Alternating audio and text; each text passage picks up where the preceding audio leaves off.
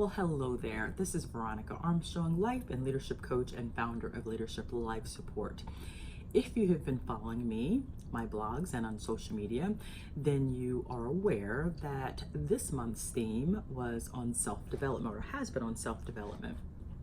With this being the last blog of the month, I'm going to bring it all together and talk about how to take the pain out of navigating a career in leadership. So what are some of the pains that exist in navigating a leadership career? First and foremost, people who don't know who they are and don't know whether or not leadership is really right for them. It's important for people to understand who they are, their strengths and weaknesses and their values, and really determine whether or not leadership is right for you. You don't want to get yourself in a position that's not right for you, because it's going to be painful for you and painful for the people who report to you. Number two, not knowing the skills and abilities needed to be successful in a leadership role. Every leadership role is different. So it's important that you take the time to understand the competencies and the skills needed to be successful in a role, so that you can assess whether or not you possess those skills and abilities. Because if not, you need to create an action plan so that you can develop those skills and abilities and close the gap. Number three, recognizing you need to change. In each and every position, it's going to require something different of you, and not making the necessary adjustments in your behavior and your thought processes and in your approach could mean that you hinder your ability to be successful. Let's not talk about how you might harm the employees that report to you. And number four, not asking for help.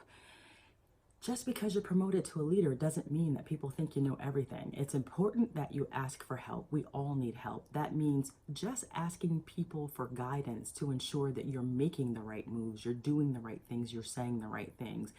Asking for help just basically ensures that you're going to be successful.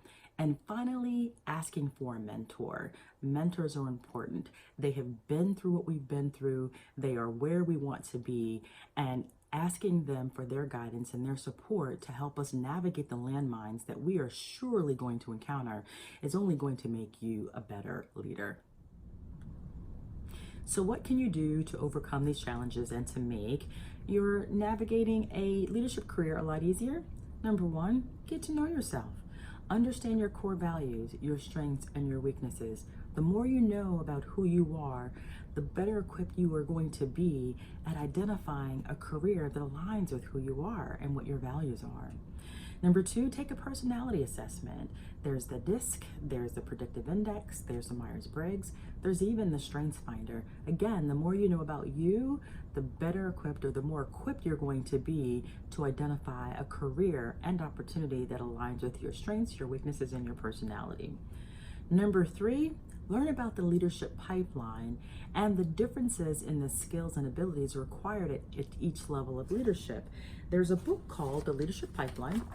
There you go. If you've never heard of it before, I suggest you get that book and you read it. It's a very good book. It explains the differences in the skills and abilities needed at each level. And the more you know about the differences, the more prepared you're going to be to develop yourself before you get to those levels of leadership, because you want to be successful before you get there. You don't want to try and develop those skills and abilities when you get there. Number four, work with an executive or a leadership coach. I'm a leadership coach. As a matter of fact, I had an executive coach early in my career who was instrumental in helping me make the transition from a frontline leader to an executive in corporate America. And finally, join a networking or a mentoring group.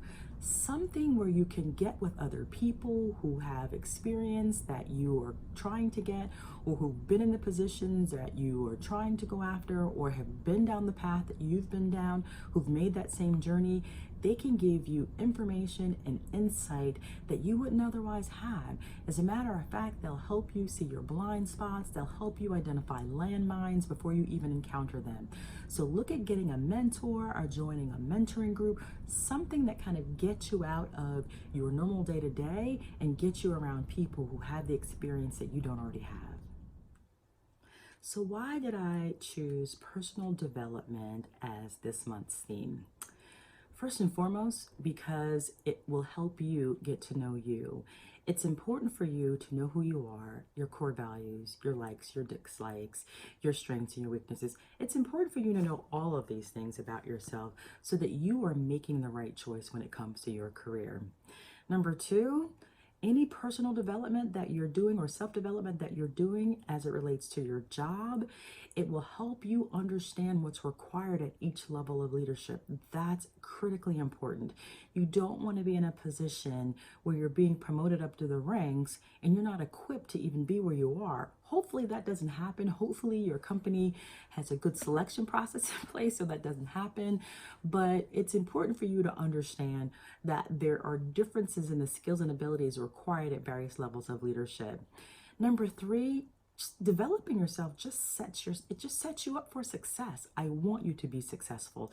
I don't want you to get into a position and it's an epic fail. Again, I hope the company that you work for has a process in place to make sure that doesn't happen. But I've seen all too many situations where people get into a leadership position and they fail because they just weren't ready and they weren't prepared. And number four, knowing all this information and engaging in all of these activities, it provides you with insight and knowledge, and it helps you to make smooth transitions from one level of leadership to the next. And who doesn't want to do that? And finally, it keeps you on your toes. It keeps your game up. I want you to be successful. That's why I've been stressing personal development and encouraging you to look at the different competencies and the strengths that are required at the various levels of leadership. So I'm closing out this month's topic of self-development. I'm going to remind you one last time to, if you're on my website, go to below this post and download the guide called How to Become a Great Leader. That guide was specifically designed to help you identify your strengths and weaknesses, and it also provides activities for you to engage in order to develop your skills. So thank you so much for joining me. This has been a fun topic. I've had a lot of fun sharing this information with you. If you have any feedback for me, go below this post and leave the feedback. If you have any comments or questions, then you can either send me an email or leave them in the comment box below. Whatever information you need about leadership, that's what I'm here for. I'm here to give it to you. So ask me, DM me. I'm on Facebook, I'm on YouTube, I'm also on Instagram. Email me, whatever you need. I'm here to serve you, and the information I'm putting out, I'm hoping it is helping you. So thanks again. It's been a pleasure having you, and I'll see you next month.